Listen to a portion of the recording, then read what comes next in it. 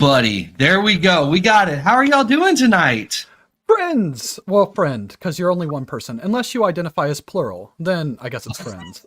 I don't identify as plural, but you know what? I'd like to believe the friends was directed at chat. And there's at least 0 people in chat, so we know we're doing good there. Oh no, 0 people. I see Ryan Sweat in the chat. There's a couple of people here. We're good.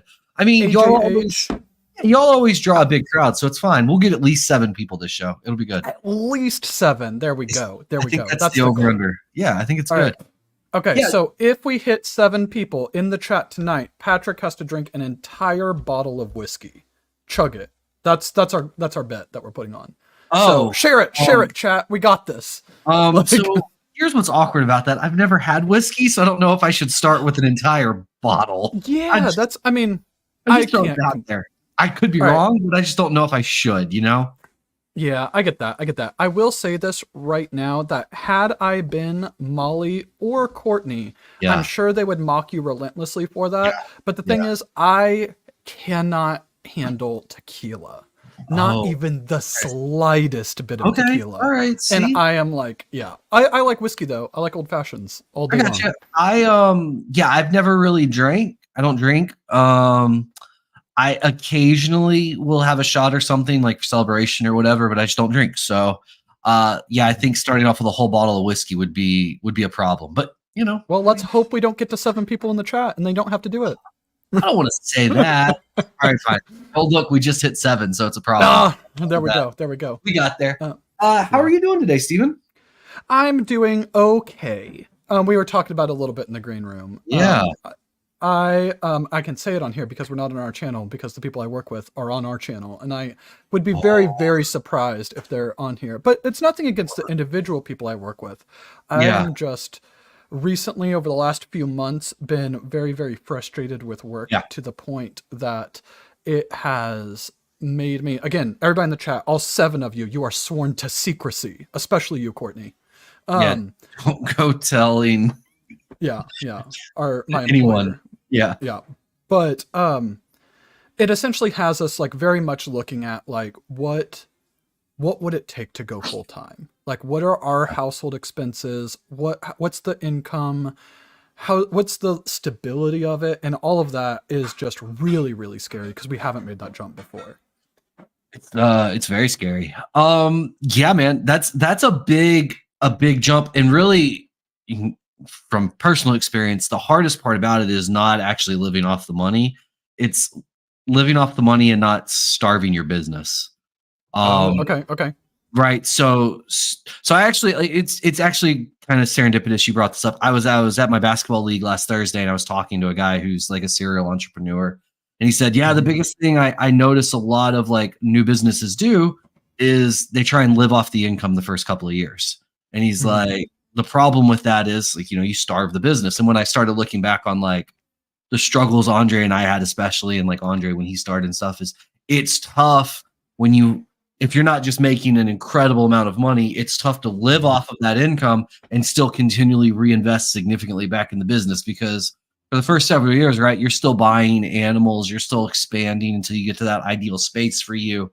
And it's just tough because you really don't know what your year-to-year expenses are yet, because you're still growing so much. And so, it is. I think that for us has always been the balance of, how much do we pay ourselves and how much do we put into the bank account for, tough times, because our industry, is seasonal, right? Like on some level, like even with a collection like ours at this point where we're going to have, 150 plus clutches, we're going to get clutches through most of the year, but there's going to be 3 or 4 months where we're not getting clutches. And then it's like, and what happened, especially when we had less clutch, last year where we only had 100 clutches, there was a good chunk of the year we didn't have hatchlings. and once you start selling out, and so then like December, November comes along and things are really, lean, and you're like, well, buddy, like this is good, but like, it's tight. So anyway. Yeah. Also, a couple things I want to throw on there. Both for ourselves and for the chat. Only 100 clutches, like that's wild. 100 clutches. Oh yeah, we're just small time over here. We're just producing like 500, 600, 700 babies. Like okay. I fully appreciate you. And this is where like I think the people you're around adjust your perspective, right? Because like when I think about the people that I interact with on a daily basis, for example, one of you think of readers like Will Banks and Steve Russo, right? Oh yeah. Thousands of clutches. And Yeah, so yeah. when I come along and I'm like, yeah, I got 100 clutches, they're like, oh, that's cute. I hatched 100 clutches on Tuesday. And you're like, touche. Yeah. Yeah, you're right though. It's all about perspective, right? But to be honest, that's still like that's a quarter of where we want to be at, So it does So- feel small. I don't want to put out your business in there, so I'm not going to say numbers, but No, you you're have fine. shown us previously, like in, I don't even know if it was a full month, but like the amount of money that you have made in like revenue, gross revenue and snake sales Yeah. that you've shown us in the past is genuinely like, it is the amount of money you've made in a month that you've showed us is more than some people make in an entire year. Yeah. What all goes into it? Like when it comes to like working at that size of an operation, a small Yeah. 100 clutch operation, Yeah. like, When you say what all like what does the day to day look like? oh, not necessarily the day to day, but more of like the finance aspect of it. So like, cause right now Andre's full time, but you still work at you still teach as a professor, right? I have a job at the University of Virginia. It's not a teaching role. It's a weird. I'm on site once a week, and then I do remote work. So essentially, the lab comes up with questions or things they need done, and I do data analysis for them. So it's literally just at my leisure when they need stuff done. So it's very You're full time, but you're just getting an extra stream of revenue. Yeah. It's a weird situation I have with the university, but it works very well. But yeah, okay. So are you asking like how do we determine stuff or like what? Both like what are your operating costs, and it doesn't have to be exact. Like you don't have to give exact numbers, but like percentage wise of the money that you're bringing in each month, how much is of it going to operating costs? How much of it is going to salaries? I know it's different. It's not the exact same. Maybe living expenses, like personal living expenses. And then how much are you reinvesting? And how does that all work out? Because I've never been to that point, or we've never been to that point. So we do have salaries. We have base pay that we do. We pay out a monthly distribution based on profits for the month. I don't love that as much as like doing an annual one, but it was a compromise on some other things, so we went with a monthly. And then as far as costs and stuff, I would say probably a quarter to half. It just depends on the month, like, and if we buy animals or whatever. But I'd say a quarter to half of our revenue goes to expenses. Okay, and as those expenses like rodents, bedding, marketing, just random miscellaneous, stuff. So like things that I don't think a lot of people think about, monthly memberships, Microsoft Office Suite, Adobe, QuickBooks, right? Like QuickBooks, once you get to our scale, you're not using just like self-employed anymore. You're using like QuickBooks Online, which is $200 a month. Like that. That's not cheap. That adds up. It's not like huge, but it adds up. We have employee salaries. We have one person Molly, Molly, and then we have one person that washes tubs. Those add up. Any design work that like we can't do for some reason, like either I just don't have the technical skill set or I just don't feel comfortable doing whatever. We have contract designers that we can reach out to. By contract designers, guys, I mean Fiverr. I don't want it to sound overly fancy. Yeah, so there's a lot of little things like that just kind of add up. The utility bills, we have lease or not. It's not really a lease anymore. We have mortgage payments on the property. Yeah, I think that's a chunk of it, but it all and none of it's like overly expensive, right? It's death by 1,000 nails. It's $1,000 here, $2,000 here, $500 here.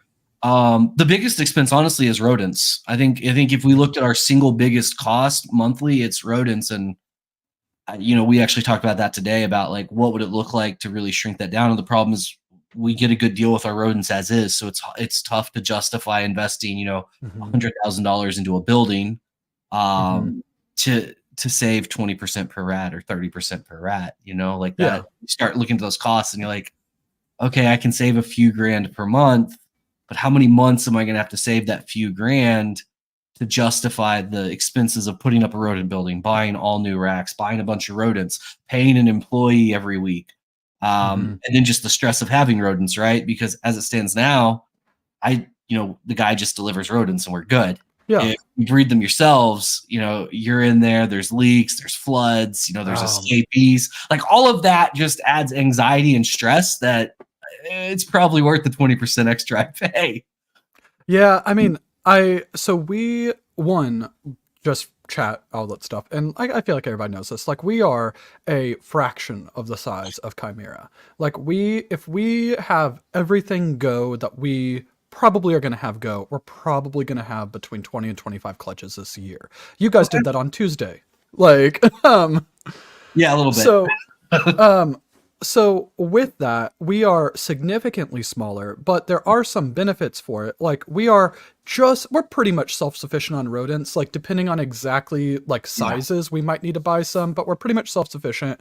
And we just bought a single extra ARS rodent rack, and that's going to well put us over self-sufficiency. Yeah, perfect. So and we have we have our operation size. We have a 12 by 20 foot shed that is like our snake stuff. And then we have a 10 by 16 foot rodent shed. And that's essentially what we do everything in. Yeah. So about 400 square feet for everything, a little under 400. Yeah. Okay. Yeah. Yes. And by the way, Jen, it is 100% the Courtney fan club, because you will not find a bigger fan of Courtney than Patrick. And then I'm number 2. So. Yes, absolutely. Yes, the thumbnail definitely started as Courtney fan club and not He-Man woman haters club. So that's good. Yeah, it definitely started that way for sure. Yeah, 100%. I love it. And don't ask me about the rodent escapees. Ignore Courtney's comment. We'll get there eventually. It'll be fine. It'll be fine. I think we could swap some fun rodent escape stories. As a matter of fact, the reason we stopped, so we used to breed our own rodents. Okay. And the reason we stopped was an escapee that chewed basically every water line in the entire building and assisted in the suicide of like half of his compadres. Yeah. And that was the moment where I called Andre and I said, I'm done. I'm just done. I can't anymore. So I feel the pain there entirely. So when we first started fairly early on, we decided that we were going to breed some rodents so that way we could have lives for hatchlings. Yeah. And we did that for a while. And at a certain point when we built the like snake shop, the little 12 by 20 foot shed, and we get it all finished. And honestly, I'm still super, super proud of that. We had the rodents out there with them. And at a certain point, there was a escapee. And we found the escapee, we put it back in there, and we were good to go. But actually, lo and behold, that there was 2 escapees, and we did not know that there was 2 escapees. Yep, that's how it always happens. Yep, and the other escapee chewed through a probe on an incubator. There was nothing in the incubator at the time, but that was the point where we were like, oh. Because again, at that point in time, we had like 10 clutches, so we we had nothing in the ink. But that was the point in time where we're like, we can't do this. We can't breed rodents. We can't keep them out here in the snake shop. And we ended up like almost completely like feeding off colonies, and we kept like 2 mouse colonies in order to feed hatchlings, and we brought them, and there's like a balcony upstairs that's like enclosed. It's weird. But we essentially brought them out of the snake shop. We put them inside our regular home. Okay. And sounds awful. From that, we were paying for rodents, and it got to the point where we're paying for like roughly $1,000 a month on rodents. And we were like, we can't, like, this is too much. Like, we can't do this. This is ridiculous. And we decided to start like really trying to breed again. And when that was going on, we ended up buying the 10 by 16 foot shed. We got that insulated, got power out to it, all of those different things that we need. And we are finally getting to the point where we are self-sufficient, which feels really good. But man, it's like rodents themselves. even at a small operation, because we have about 100 like breeders slash grow ups plus whatever we have Oh, for sale. yeah. Like Yeah. it's a ton. Like It's a ton. So right before we stopped, and this was right as Andre and I merged back together. So we weren't even at like really what I would say we could not have sustained both collections off of what we had because it was mainly what I was feeding my collection initially. But I think at the time I had let's see, 18 times 28, whatever that number, 400. So mhm. 400 breeder females going and then cycling every few months. So you're talking about what, Mm, on average, about 10 babies. yeah, So yeah, so we were probably doing 1,000 rats a week, give or take, yeah. production wise. And that was me checking on stuff and watering and everything every day. And then we had an employee coming out and helping clean bedding and stuff like that. And it's a lot of work. And it's a lot of like, it's not like the snakes, right? And y'all know this now, I'm sure. The snakes, you make sure it's clean, you make sure they have water. And if you disappear for a week or a month, the snake's probably pretty stoked. Mhm. You disappear for a day with rats, and all of a sudden everything has gone crazy. They've started eating each other, and there's a flood somewhere. Yeah, yeah. It's just I think chaos.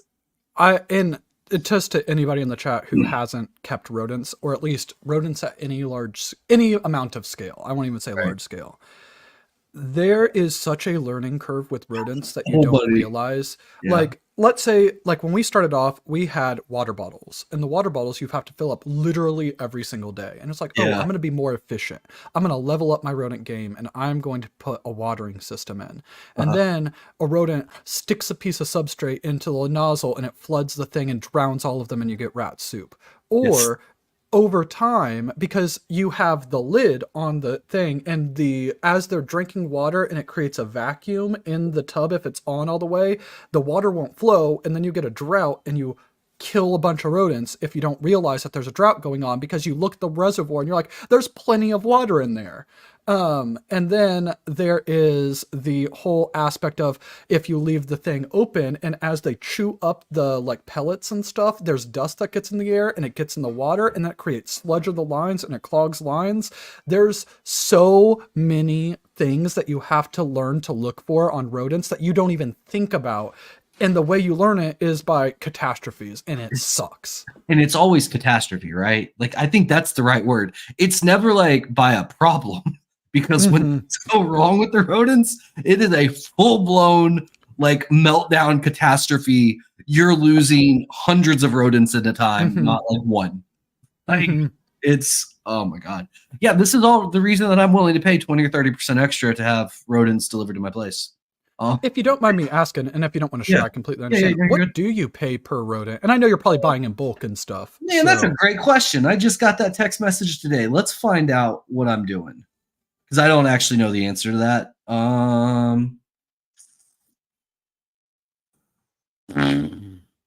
About about about $2 for smalls, so it's not cheap. yeah. Let's see, about $1.50 for weens, and then somewhere thereabouts $1.25 for pups. I'd say $1.25 for pups. Sorry, I don't have the exact number per animal. I'm doing some quick division in my head. Oh, Yeah, yeah. Yeah. those are pretty standard pricing, I think, at this point. Yeah. And it's I mean, probably honestly a little cheaper than that because I know that's just what I was text, but I yeah. would guess between $1.50 and $2 for smalls would be my guess. Yeah. I think that we pay roughly. Also, Paul, why are you texting? Like, what happened to that message? I want to shame. Oh, I can bring you up, actually. I have control, yeah, because you have power here, Steven. Patrick gives his StreamYard To access to anyone literally anybody who asks. Ask who you Patrick right said, now, I'll hand super it chat him over. $1, and he will give you StreamYard access. Yeah, Like, yeah, completely, totally. You should try that, yeah, guys. Super chat and see how it turns out. I promise you'll yeah, get access. yeah. I love that. My bad. Yeah, Caps is clearly caps locks. I love it. Or he was having a stroke. Yeah, I like Um, the stroke. What yeah, was I yeah, saying? yeah. You were talking about price of rodents. Oh, so we spend again, Courtney handles this because she does she does all of the actual work when it comes to Leviathan snakes. That's fair. Yeah. And I am just the pretty face. But I want to say it's like $3 something for a small. Yeah. So, but we don't get nearly as many as you do. Yeah, and honestly, like, if we were to like guarantee, so we buy basically what we need every week. We don't have a set order. If I were to go in and be like, hey, I need X number every week and this is the price we'll pay, I probably could get like it cheaper. I just don't, because I like the flexibility of not having to stress about it. But yeah, I mean, $3 a rodent on a small collection isn't terrible. The bigger collection you get, the more you're able to get the discount, and all of that's a win, right? I mean, that just it helps offset stuff dramatically. So. Yeah, chat. That's a response to Ryan, because again, anybody who's just listening in and not able to see that's going on right now, he had asked for the amount of time and cost involved with to breed rodents. Is it really worth it, essentially? And the bigger the collection, the more worth it gets. We actually have an Excel, because we did a whole YouTube video on this like cost analysis, where it will tell you at what point would buying all of the equipment that you need and breeding rodents make sense within 1 year versus just buying the rodents for 1 year. And it's like gives you that break point where it's like, once you are feeding this many snakes based off of the cost of rodents in your area, based off of the cost that you put in to get all the equipment needed, all of those different things, this is when it makes sense to start doing it, because in 1 year you have spent more on buying rodents than just buying all the stuff you need. Yeah, so it's interesting. I have a spreadsheet that's probably fairly similar, where we're having some of those conversations now about, is it worth it? Putting up a building and stuff. I don't. I have very mixed feelings on this, and I really got to sit down and do some really good math. So like on your calculator, right? So it adds in X. Does it add in like building cost, or is building space assumed? No, it's so you can put that in there because we put up a shed for it. So yeah, like so it's a shed is still relatively small scale, right? Oh yeah, 100%. Yeah. But yeah, you would just plug in, essentially you can plug in whatever numbers you want. Okay. So if you want to put in building and you want to put it at whatever the number, it'll just tell you. Like I think it's a great thought experiment, and like there's obviously a good answer there. I wonder, on some level, the bigger you get, the discount you get on rodents is significantly greater. And so that percentage of self-production to purchase price shrinks, right? So the delta there, we get a good delta. And so then the question turns into, does the now price between purchase price and production price, does that justify spending, let's say, $100,000, right? Because like realistically, if you're going to do a decent sized, building, you're looking at, on the low end, $10,000 to $15,000 for the metal structure and insulation. You need to run power to it. That's another couple $1,000 if you have a good cheap electrician, or if you want to do it yourself. If you want to put it on a concrete slab, that's going to cost you an arm and a leg. Patrick's. What's that? Oh, you're starting to break up. I didn't know if you were turning into a robot and freezing on us. I probably was. You're good now. Yeah, there's just a lot of those costs, right? And so all of a sudden it's like you're looking probably bare minimum of like $50,000, and you really haven't bought a ton of racks either yet, and racks aren't cheap.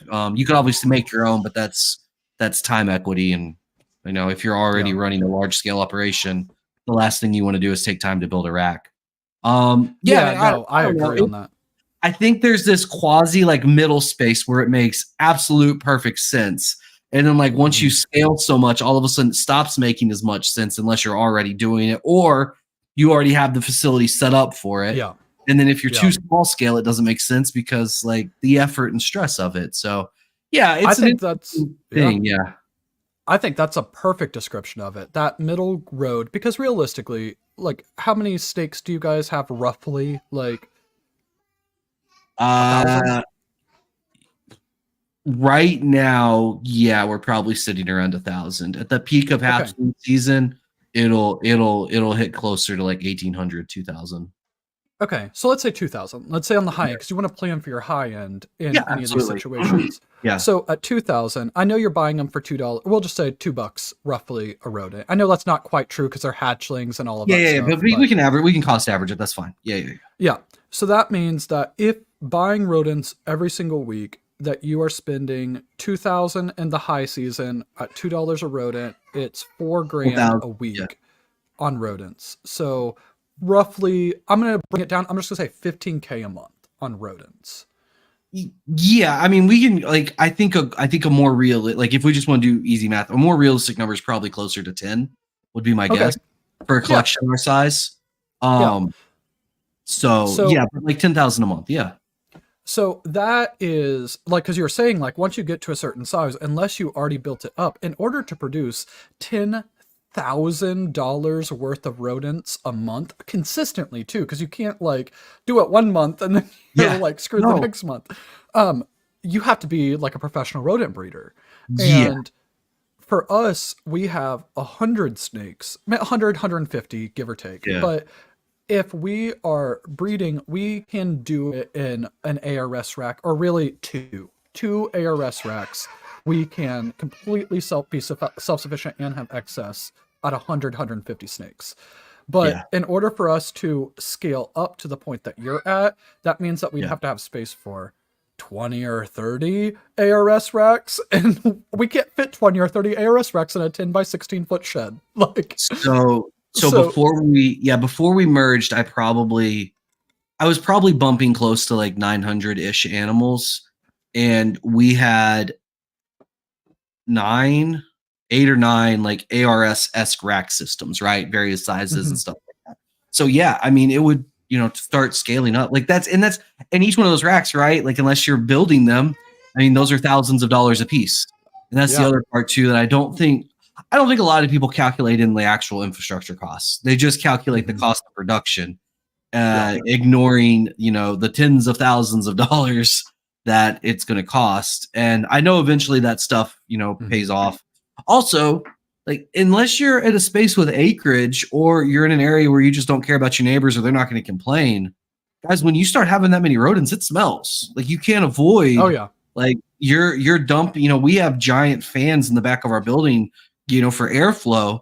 And fortunately, I have a farm literally right behind my house, so we just dump the air that way, and it's a farm, whatever. mhm, But yeah, you got to have acreage or yep, space for that too. That's the other issue. yeah, So then the next part is like if you can't breed. So let's say you have enough space that you can put up a decent sized snake facility to have mhm, 1,000 snakes or 2,000 snakes even. I mean, realistically, you could do that in 1,000 square feet. Like that's doable. yeah, So if you live on an acre or whatever, that's fine.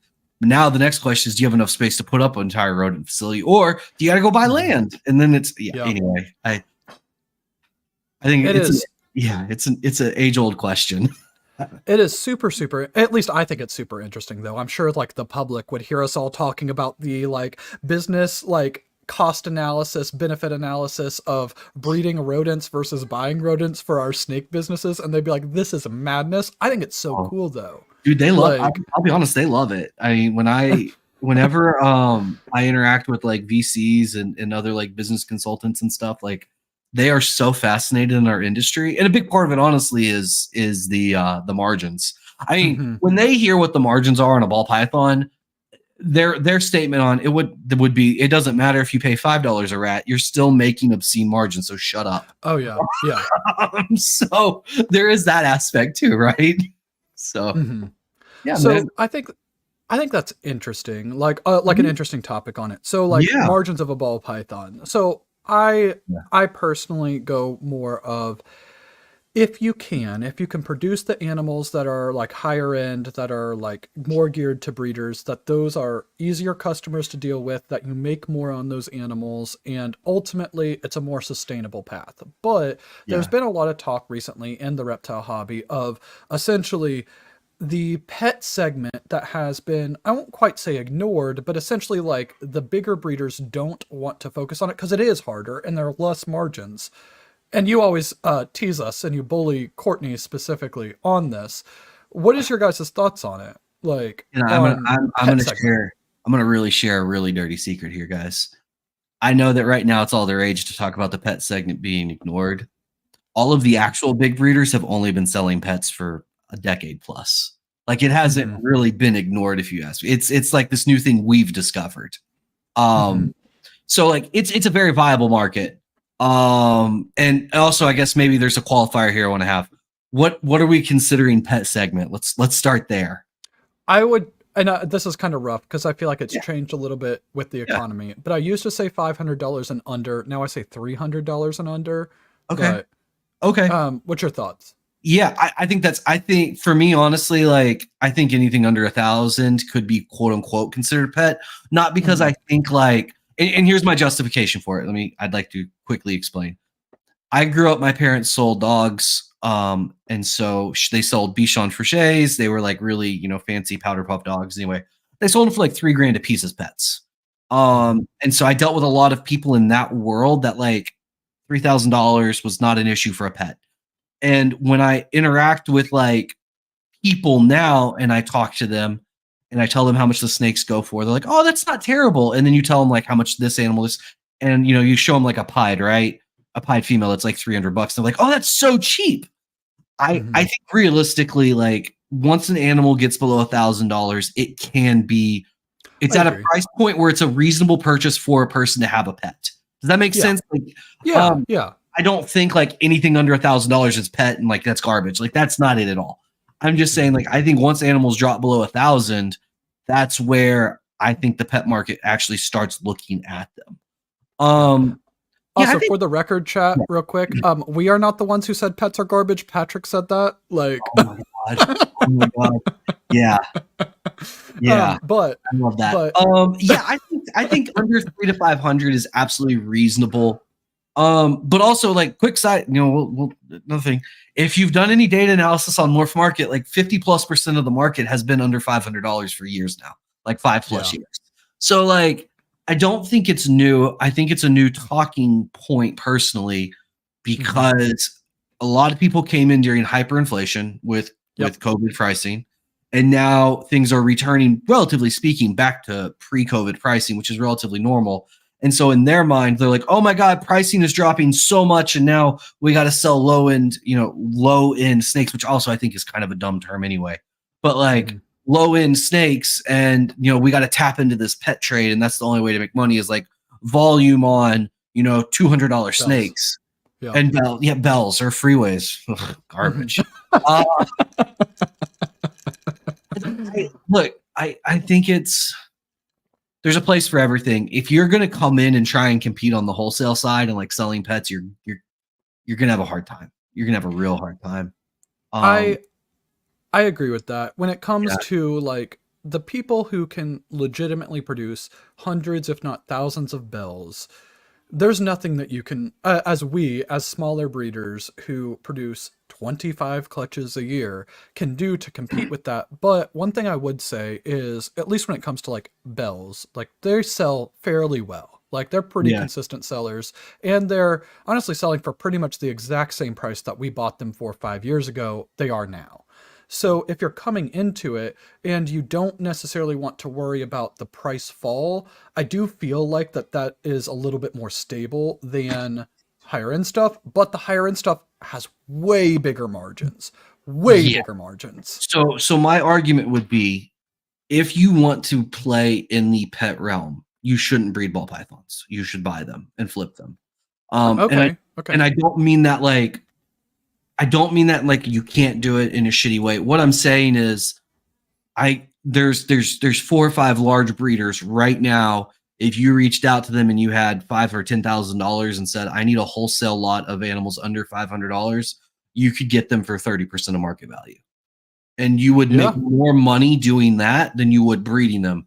And as long as you Hmm. do that responsibly, bring them into have racks, have setup, bring them into your place, keep them for a month or two, feed them for a month or two, and then sell them, right? Like I'm not saying like get animals in, flip them immediately. I'm saying be responsible with it. You buy them, you take care of them, you make sure they're all healthy, you sex them, everything, right? You guarantee all of it. You're going to make more money doing that on the pet market than you are producing them yourself. I Um, really, really like that answer. I think that's a really interesting thing because honestly, the idea of flippers, the idea wholesalers provide a necessary function for the reptile economy. Absolutely. But they're often vilified, and I want to get to it in like more depth in a second, but I think that Ryan had a really interesting question about specifically Chimera. Okay. I don't know if you want to read it or yeah. So let's see. Ryan says, at the scale of Chimera's business, what percentage of your hatchlings would you say go for the pet market versus the high-end breeder market?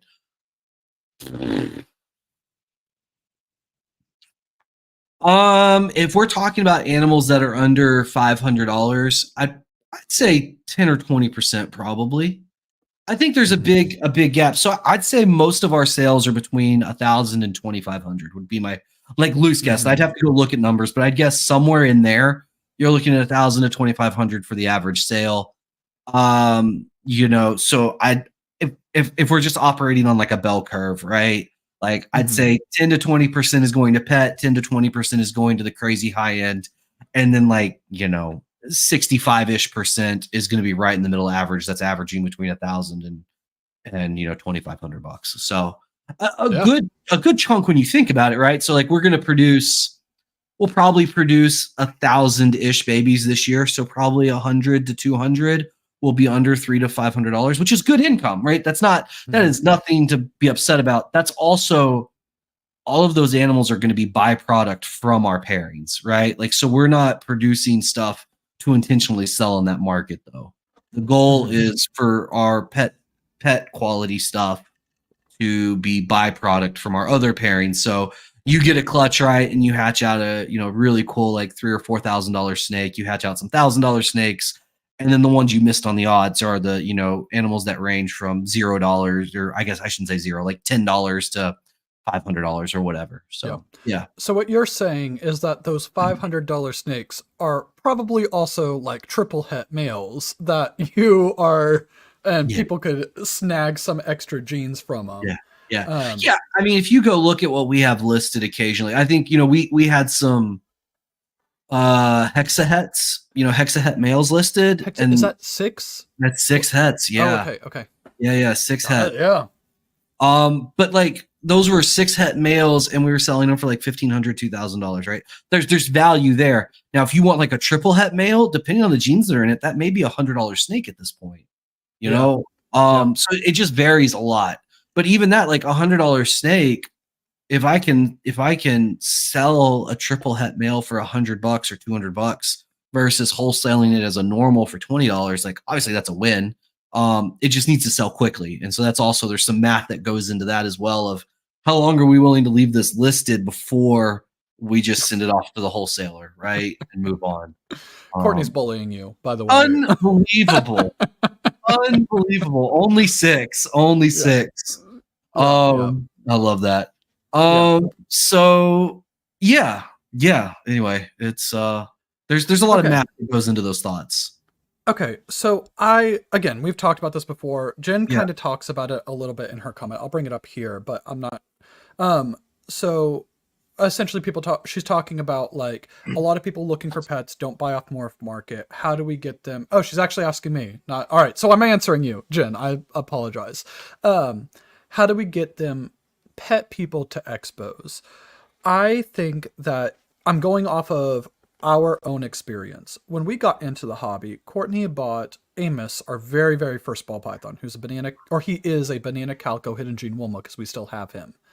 And she got him from Dynasty, and she found Morph Market originally and thought it was super intimidating because it was like, there's so much stuff on there. You don't really know what you're looking at. You see some snakes going for $20,000, other snakes going for $50,000, and you can't actually, or at least at the time, you couldn't pay on Morph Market. You had to inquire, and then it's like, what does that mean? Are that like, how does this work?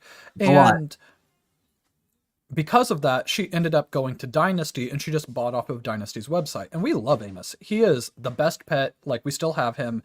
He's what got us really excited about ball pythons.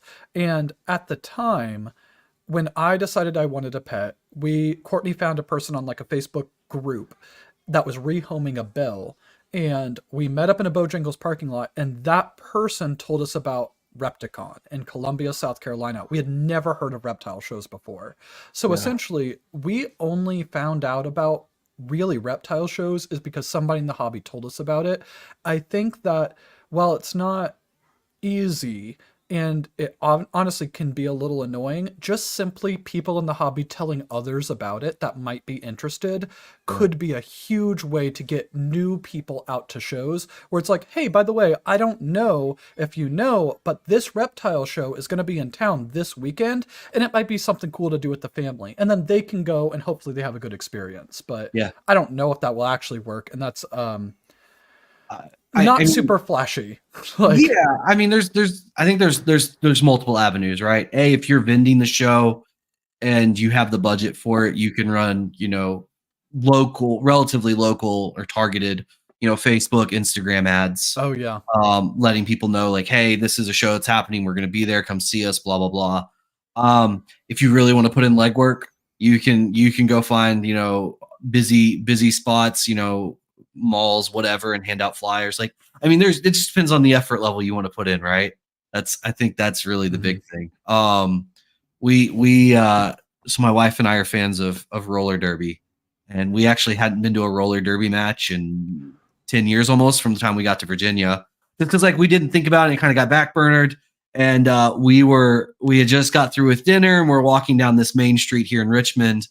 And like a woman just walks up. She's like, hey, do you want to come to my roller derby match? And hands me like a little pamphlet. And I was like, I absolutely want to come to your roller derby match. I'll see you tomorrow. I mean, stuff like that does work. I don't know what her hit rate was. Based on the crowd, it wasn't great. But, I mean, that is doable, so I think there's options. I think word of mouth is a great way. I literally tell every person that knows me or I interact with that I breed snakes and, what's going on with the snake stuff. So I think I all of have it. been telling everybody about the Southeast Reptile because we're in South Carolina. So like the Southeast Reptile Expo that Bob's putting on in Atlanta and Troy and Nick's AARPE Yeah. in Charlotte. I've been telling everybody I know about them Yeah. because I think it's super cool. Also, I feel like that with the AARPE, the fact that it's also a plant show, a lot of people who are into like gardening or plants have been like, oh, I want to come to that. That sounds cool. It's the All American Plant Expo. I'm like, well, there's reptiles there too. Like you could look at the reptiles, like, but a lot of people have been really, really, the public is what I say, have been very, very interested in these shows.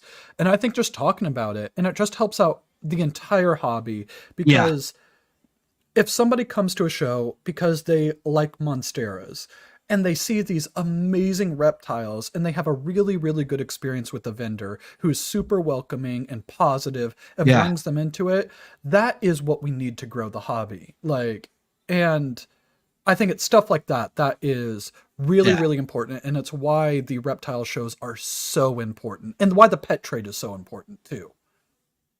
Oh, dude, I 100% agree. I mean, look, this is whether people want to acknowledge it or not, this is a giant pyramid, right? And the pyramid crumbles if we don't have the base. So, I mean, the pet trade is a very important. It doesn't mean everyone should be targeting it. It doesn't mean that you should be in my mind intentionally going out trying to produce pet trade animals.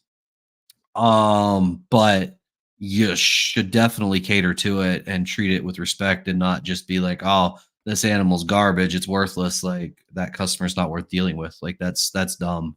Like I mean, we sell plenty of animals under $500, and some of the interactions are a pain, and that's just part of the deal. And some are fantastic. And I'll be honest, a lot of the low end snake purchases are significantly more loyal customers than the high end ones. It's a lot more. Oh, that's interesting. Yeah, we get a lot more repeat business on the low end than we do the high end. And I think some of that though for that is the high end, unless it's like a huge whale that's coming in with hundreds of thousands of dollars, like these are middle range breeders that they set aside $10,000 or $20,000 for one or two purchases a year, right? Yeah, And that's it's what we do. Like, yeah, yeah. And so you may only make one or two purchases this year, and in the time that you make that many purchases, I've got another customer that has bought 10 $500 snakes from me, which obviously is more work, but he's also moved more inventory from me. He probably is going to post a lot more than y'all do about the snakes he's purchased from me. Mhm. And he's going to tell all of his buddies where, 80% of his collection at this point came from. Yeah. So like there's a lot of benefits to that as well. It just takes more effort. I mean, they're just cheaper sales are just more effort, right? For the money, Yeah. right? The dollar amount per hour of effort is less, which is okay. Yeah. It's the way it goes. But there's a comment in here. Hold on, I'm going to pull it Yeah. up real quick. So Smay's Serpents, they ask us, what's the most expensive ball python we both have? And this is a little bit of a hard question because I personally think our most expensive animals that we have are the ones that we've produced, so they haven't been sold. But it's like, I wouldn't sell them for less than this amount. Like, I wouldn't even consider it. So it's hard. But the most I've ever spent on a ball python was $10,000. yeah, I mean, the most I've ever spent was 50. Yeah. The most expensive snake in the collection, like, legitimately would cost like 200 or 300K to get out of here. Not because I think it's worth that. So I think this is also another like kind of interesting rabbit trail to go down. Let's use the DG clown pied that Justin made, the male, right? Yeah. Yeah. If you had gone to Justin and offered him 200K for that animal at the moment it hatched, probably would have told you no. Mhm. And people say, oh, that's nuts. How could you do it? The second one he hatched, he would probably absolutely sell for 200K. And the reasoning that I say that animal wouldn't be sold for 200 is the amount of production you're going to get from that animal. It's going to be obscene. And so if we're going to let go of like one of our best animals here, you are going to be paying for the production that we would get out of that animal, and not 100% of the production, because I know how math works, but like you're paying for a big chunk of what I'm sacrificing in potential sales. So yeah, I don't know what actual market value on the most expensive animal here is, but I can tell you there's animals that it would be hundreds of thousands of dollars for them to go away. So. Yeah, no, I completely agree. And I think it's really interesting because there is 1000% a point where a holdback animal or a breeder animal that you have is more valuable to you to keep than it is to sell. Because we had somebody come up and they were wanting to know if we had any like sunset ultramel animals. And we do actually have 3 double het sunset ultramel females. They're just normals. Okay. Actually, there's a story on that. I'll tell you about that in a second, but Yes. different thing. But for us, they are breeder size now. We're actually pairing them now. So they represent the future possible sunset ultramels. Yeah. And that is like one of the best animals that we could potentially make. Yeah. So with this, it is like a situation where it's like, okay, realistically, if you were going to buy a double het sunset ultramel on the open market as a hatchling, $3,000. Yeah, I was going to say a couple thousand would be my guess. Yeah, but for us as breeders, where they're the only ones we have and we know that we could not replace them, that's a $15,000 snake to me. Like I wouldn't even consider selling it before then. Minimum, yeah. Like, yeah. So, and I'm not saying that it is worth $15,000. No, but they're paying. So I love Family Guy, and there's the scene, right, where Peter wins the prize, and he can either have the boat or he can have the box. And the box could have the boat in it, but it could have nothing in it. And I sometimes ironically think that's how we look at our snakes too. And I agree with you. That double het female could have a double visual in her. I don't know, but you're paying for the box because we don't know what's in her. Yeah, so, 100%. I agree 100%, man. And yeah, I think that's good. Yeah. Yeah. So it's stuff like that where it gets like kind of hard on valuing animals. Cause I know what I've spent on animals, but when we have animals like that, like, and that's not necessarily our most expensive stuff, but where it's like to us, it represents so much and has so much potential that to get us to sell it, it really would be an obscene amount of money. Oh, dude. No, Molly, I can't take your place. I don't know. I kind of like you better than Molly, for being honest. She's kind of mean to me. This has been refreshing. It's great. She is very mean to you, but it is shocking. Honestly, I am I don't think I have loved somebody's bullying, except for Courtney's, as much as Of Molly's. course. Molly is Yeah. a legitimate pro at bullying It's people. so hyper specific, right? She's so good at it. Oh, That's what it is. It's like if somebody's like, "Oh yeah, you that was stupid." It's like, "Oh, ha ha ha, very funny." But when they're like, the way you used that word was actually incorrect and it implies that you don't know anything that you're talking about. I'm like, yes. "Oh Just ripping into your no." Like soul.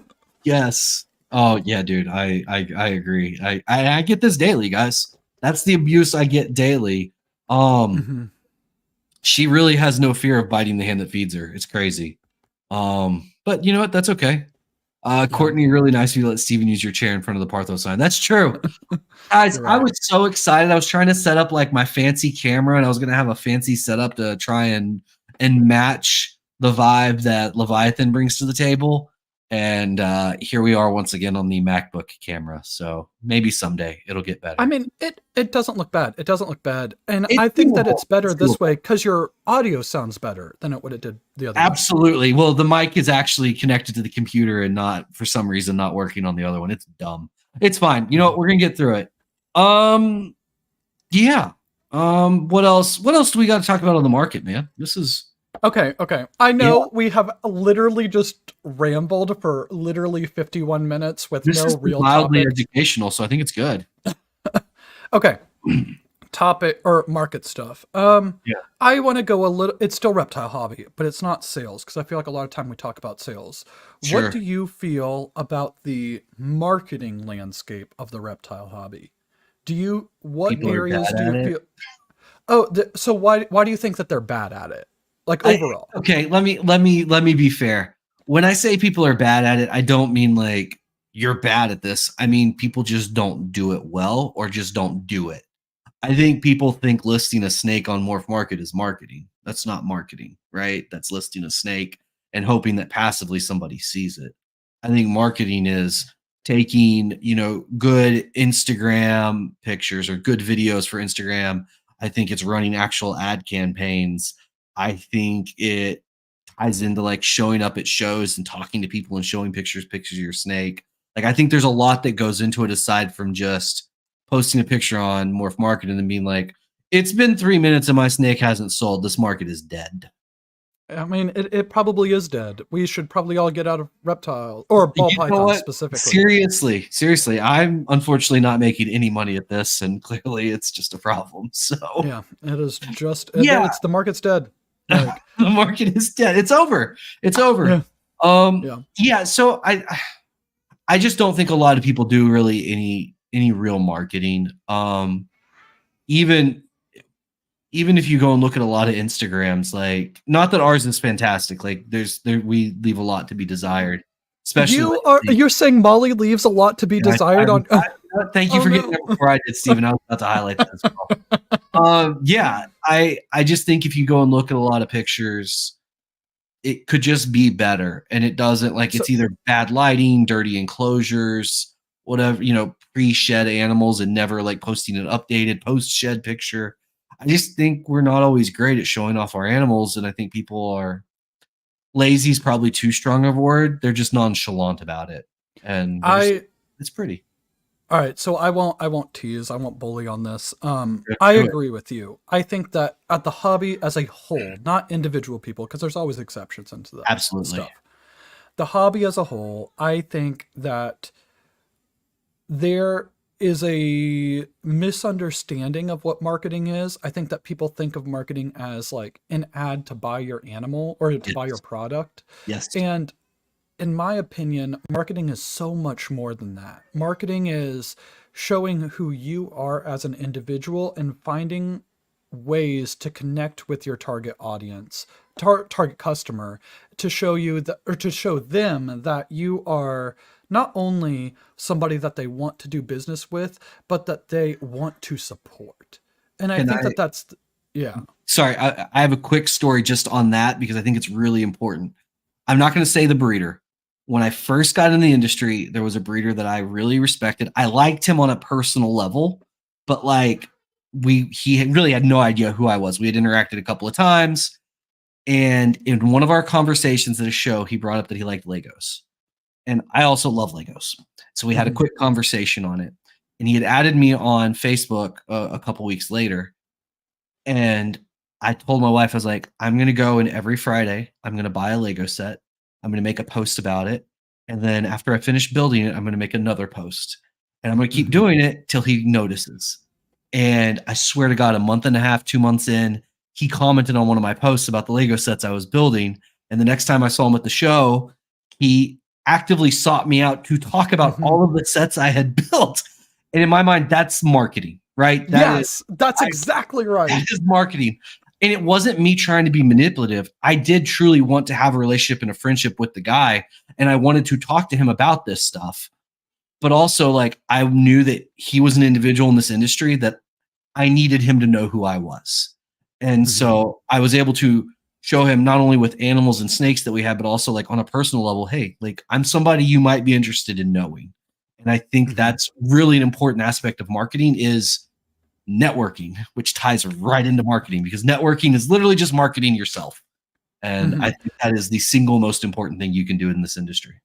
I agree. And again, I'm biased because that's like what my like background is and all that stuff. But I think that people think too much about it, or maybe they think they're too focused on what marketing is. They think of marketing as advertisement, not as everything that goes into it.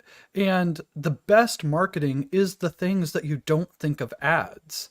Like if you recognize that it's an ad, it's probably not that great of a marketing. It could be, but it is the best products, the best businesses are the ones that you feel like you've never seen an ad for, but everybody knows who they are. And I think that is a huge aspect. Also, like, there's just been a ton of like comments in the chat and we really appreciate it. But apparently, there's a lot of people who are also into Lego, which I'm not into Lego.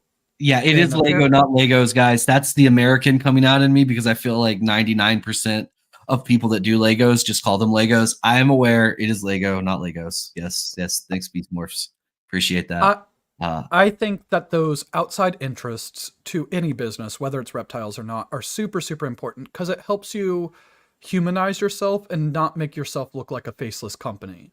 Like, I agree. And for us, I love Dungeons and Dragons, Magic the Gathering, fantasy novels. Yeah, we're little bits of nerds over here. But it's super fun and it makes it so much easier to talk to somebody if you know that they're into this and you come up and you are like, "Oh, hey, I heard that you are into Dungeons and Dragons. What's your favorite class to play?" Yeah. It's so much easier to start a conversation. Definitely a paladin though. Definitely paladin. It is 100% a paladin, and that means that you know Dungeons and Dragons. So, of course I do. I'm what about me? A nerd, but I'm still going to mock you for it. Good. No, I agree with you, man. I think that look, we all love talking snakes, right? If we wouldn't be breeding hundreds and thousands of snakes if we didn't love them. If somebody were to walk up to me at a reptile show and start talking to me about like the new Lego set they just bought and why they love it, I'm probably going to be way more interested in that conversation than like the pastel to spider pairing you're doing. Like like I'm gonna be excited for you for producing ball pythons, and that's really cool.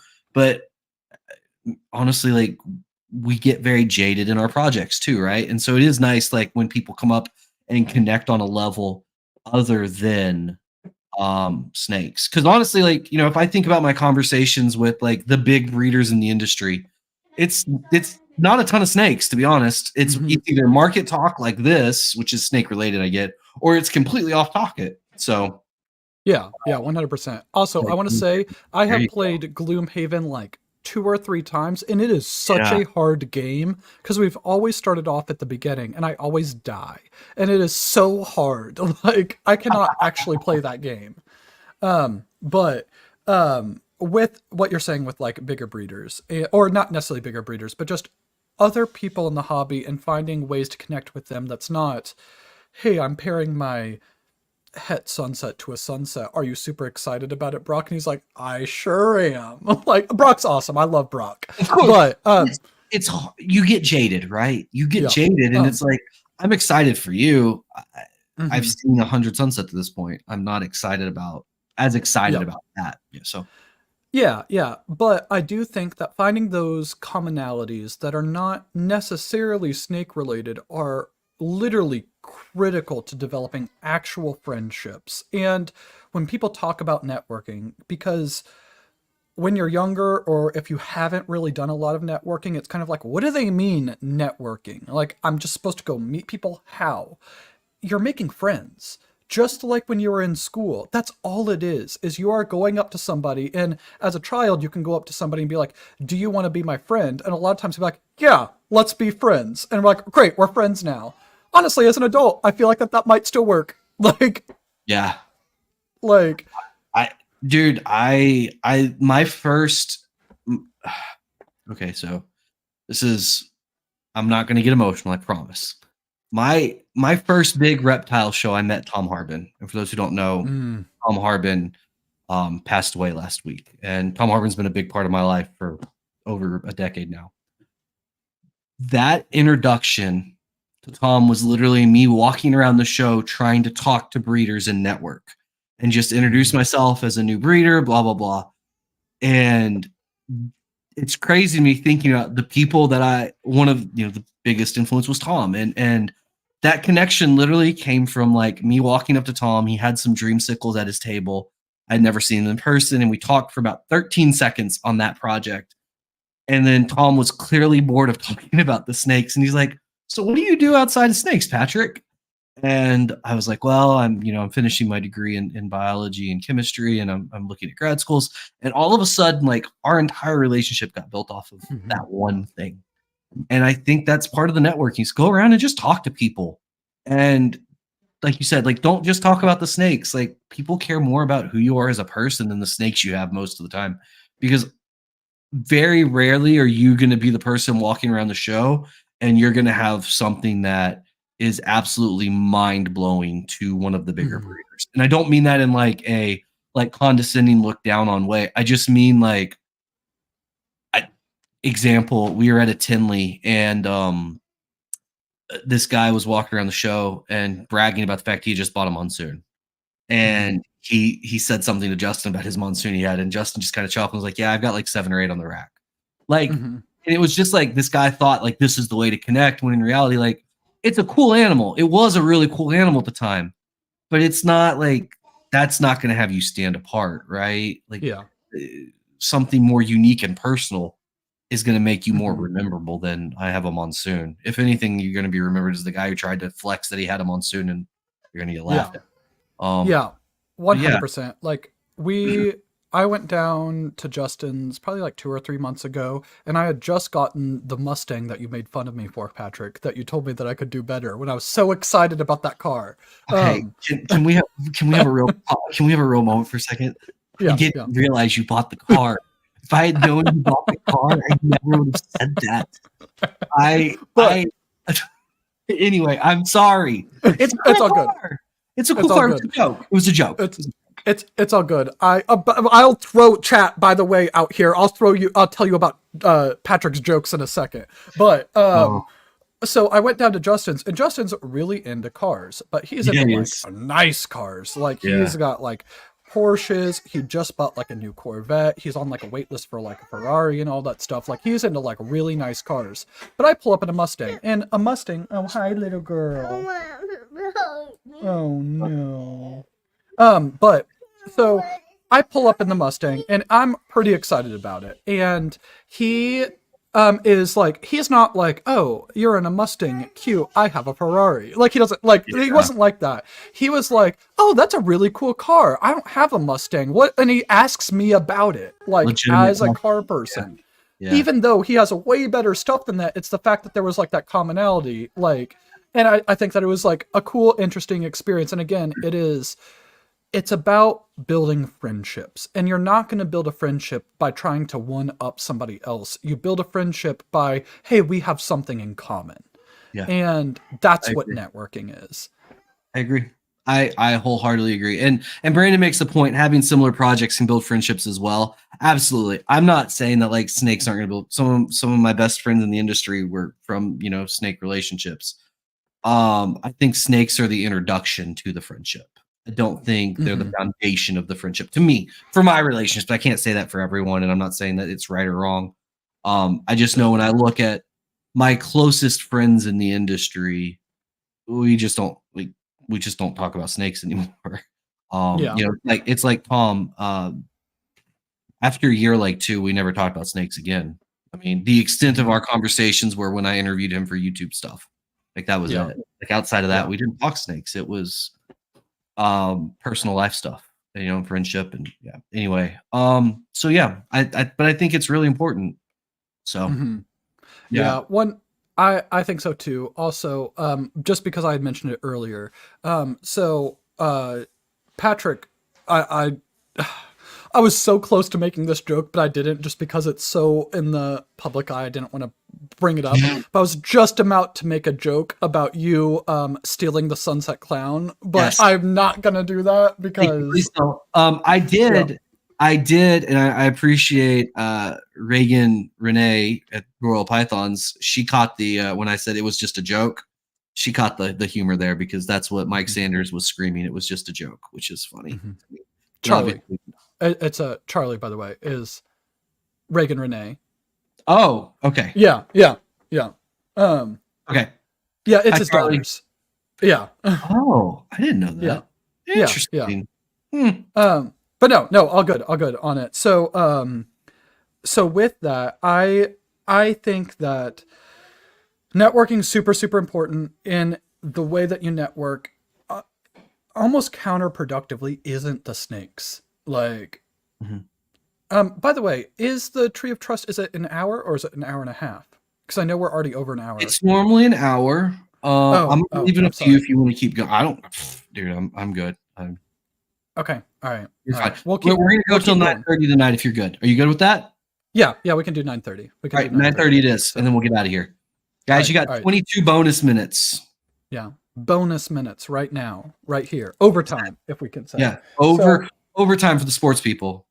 All right, seriousness though for the chat.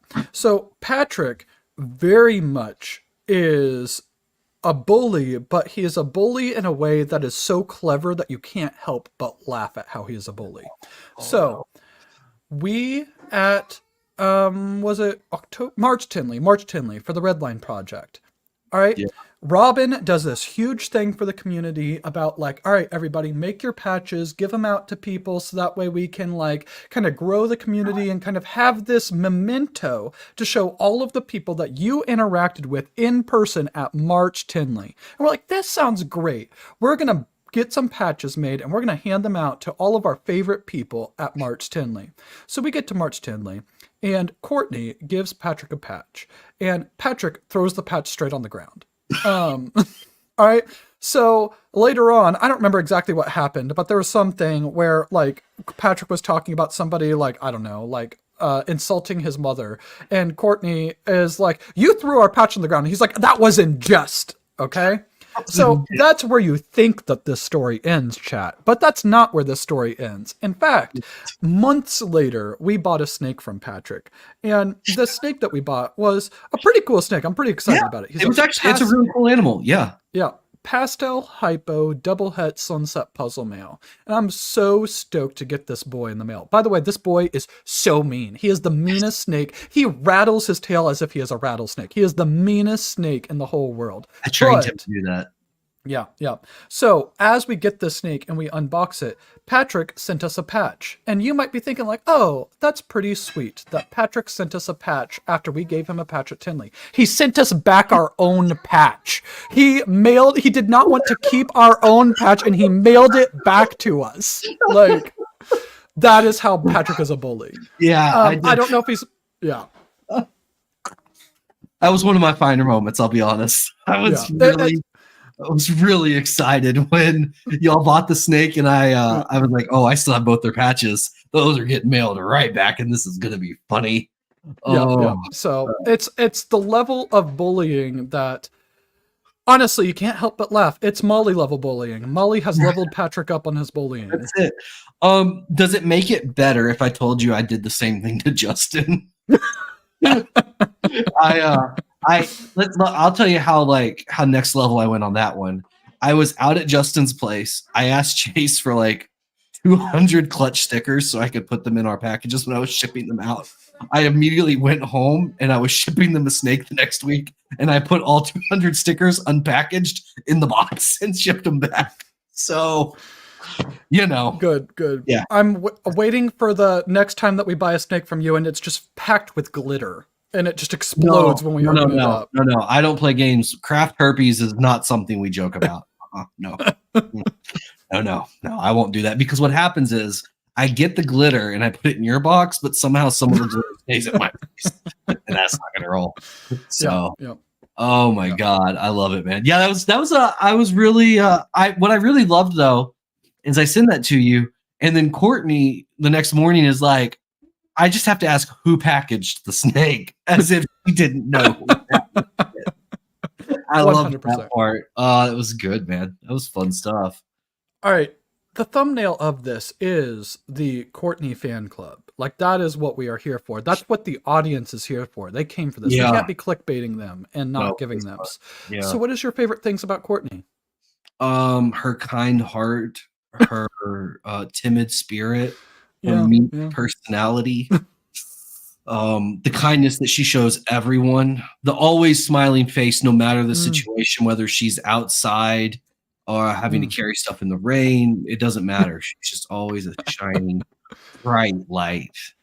She's also a very supportive co-host to Molly. All of these things. It's just great. Yeah. How about you? What about you? Yeah. What about you? Well, I love her because she's amazing and she is perfect, and we are married. So she slaps my butt sometimes, and it's pretty nice. So you know what? Okay, that's great.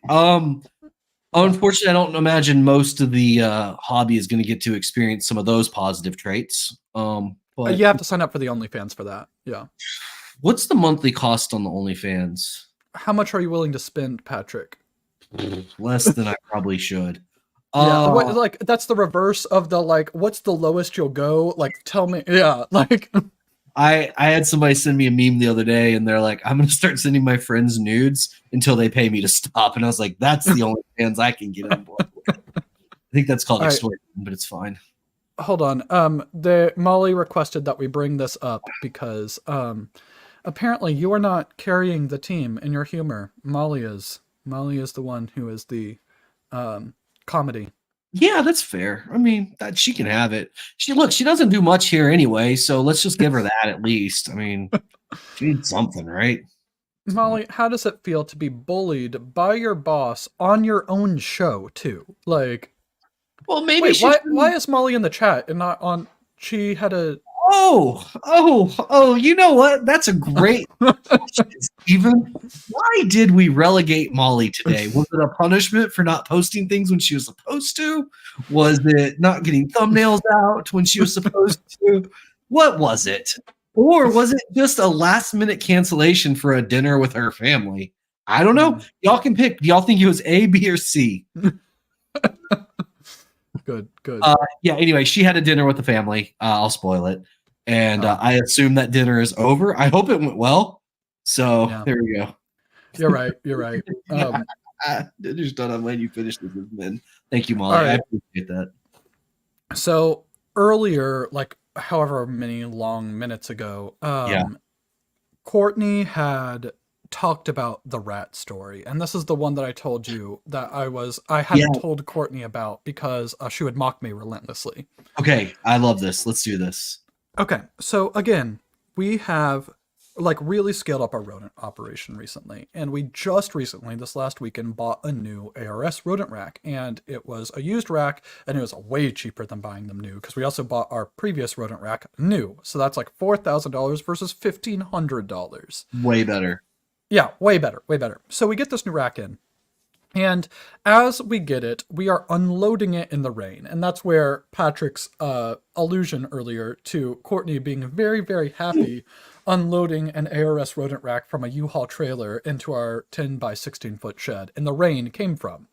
Yeah, I don't think that anybody could see the story now because it's probably gone. But if you saw it, you know what I'm talking about. Anyways, so the next day, I am working from home, and during my lunch break, I am going and switching some of the rodents over to the new rack. And as I'm doing this, one of the rats gets out, and it jumps down from the little ARS tubs and everything like that, and it gets on the floor. And I don't know how most people's rodent operation is, but this is a 10 by 16 foot shed, and it's kind of small, and there's a lot of just crap around this.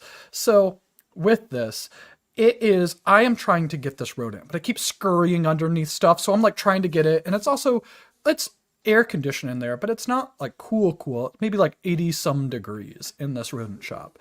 And I'm like starting to sweat. And I'm trying to get stuff and it scurries under something else. And I'm trying to get it. And there's like a rack in the middle of the floor. So I'm like, it's just a pain. And eventually what ends up happening is that it gets to the point where I have a meeting for work and I have to leave the rodent in there in order to go do this meeting. So I go do the meeting and I'm like super stressed because it's going to chew through every single water line and it's going to recreate Rat Holocaust, Ratmageddon, like that Patrick had when he got out of rodents. Yeah.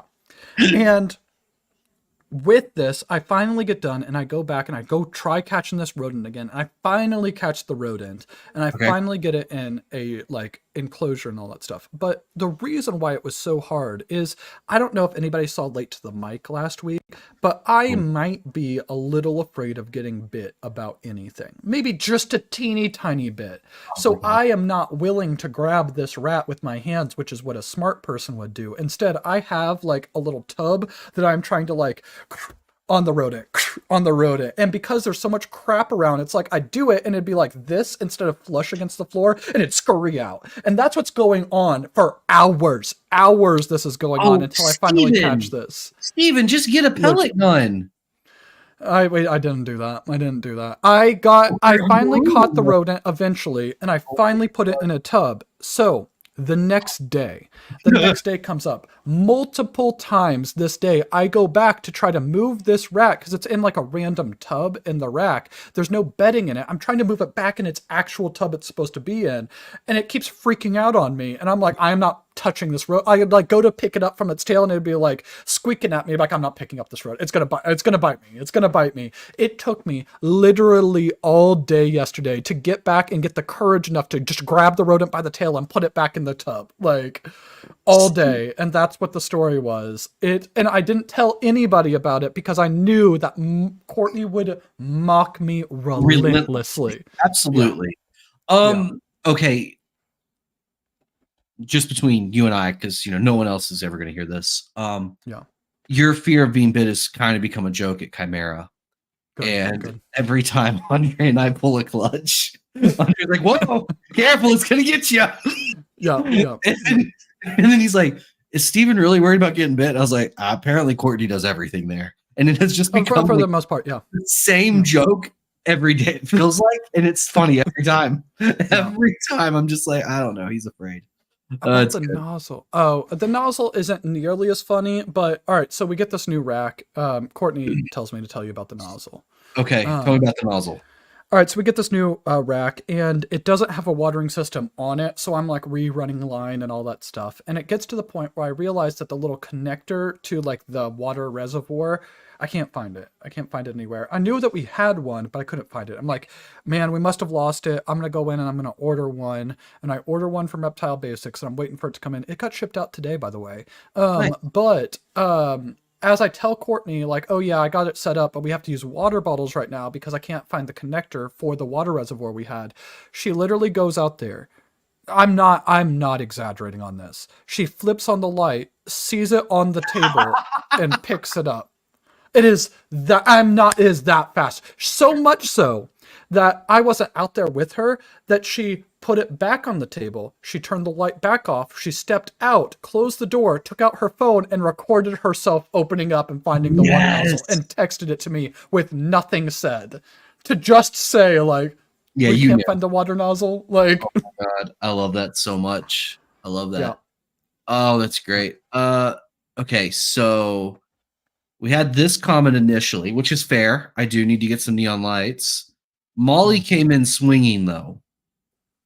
Now, Oh yes, a lot. Oh yes, now yes, Molly. I'm Live, going to love, love. disappear for about 30 seconds because I have something to show Chad. It's going to be my new background picture.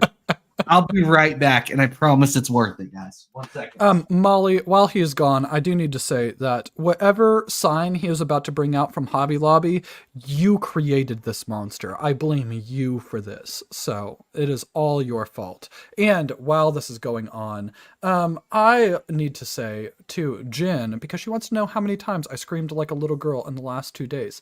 I didn't scream once like a little girl in the last 2 days because I'm tough, Jen. And let me go look and see if there's any other ones. Thank you, Ryan, on saying that his wife does most of the stuff with the snakes and that he deals with the saltwater coral stuff. I don't have any saltwater coral stuff, and my wife still does most of the stuff with the snakes. So yeah. So wait, I don't see why Courtney screamed Molly on this.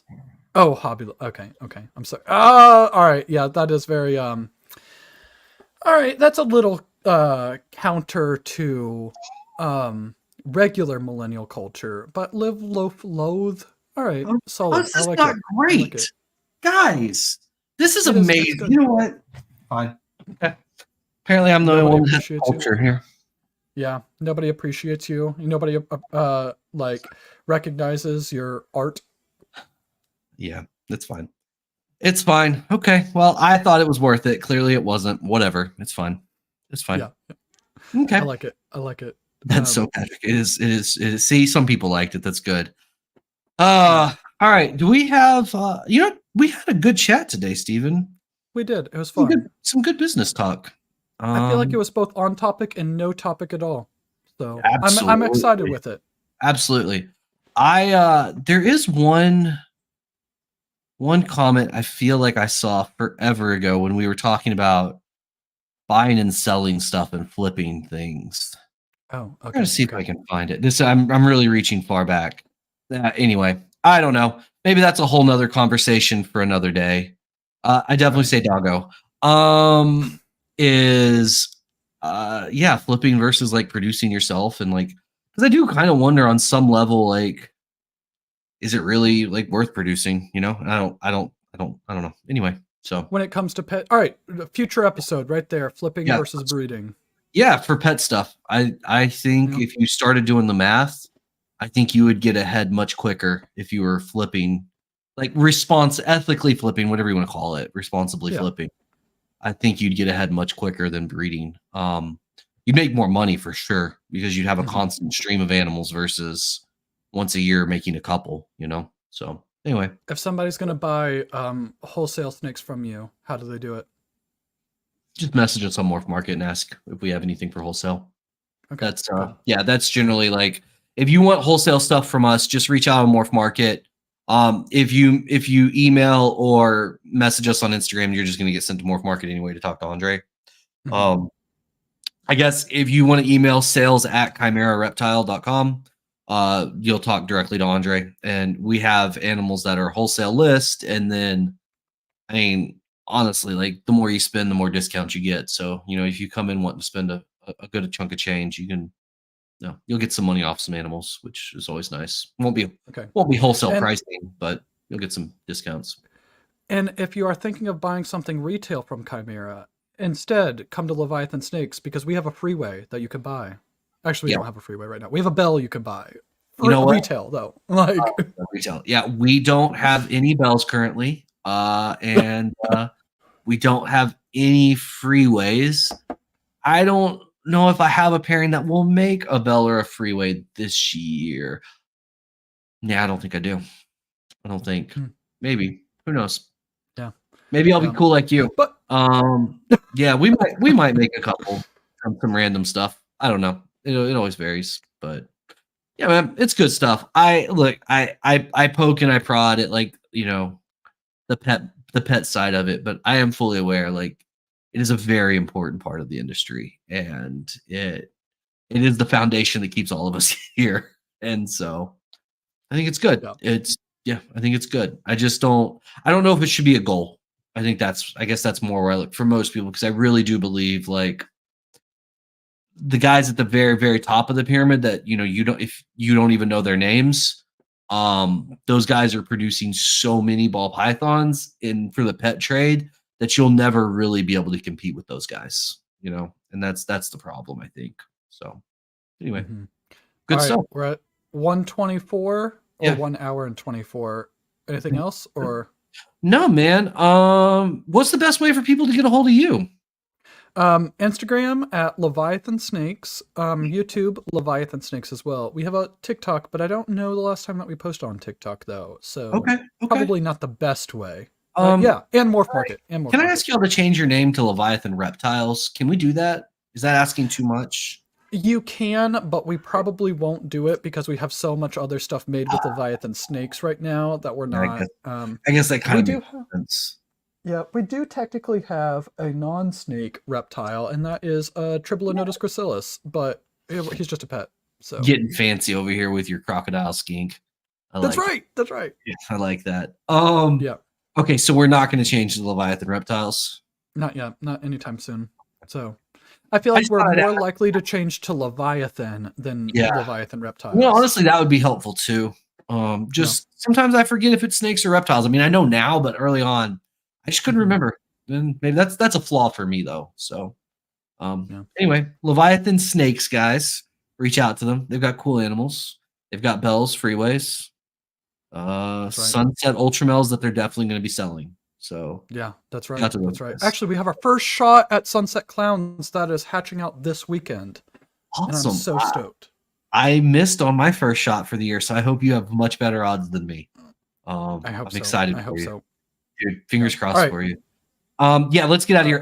Guys, Chimera Reptile on basically everything. Tomorrow on Late to the Mic, we are going to have the Wild Type podcast on. I'm really excited about that. Some non-ball python people. So that'll be cool. Also, there will be, we're going to start on Friday, putting out the thumbnail for next Thursday's Late to the Mic, where we're doing a tribute episode for Tom Harbin. We're going to have a bunch of guests come on and just kind of talk about him and share stories and stuff like that. So make plans to be there for that, guys. It's going to be a good episode. And Tom was one of the best people in the industry, and it's going to be a much sadder show, circuit and just world without him. So anyway, on that note, guys, thank you so much for hanging out with us. Steven, once again, thank you for filling in, and we'll see y'all next week.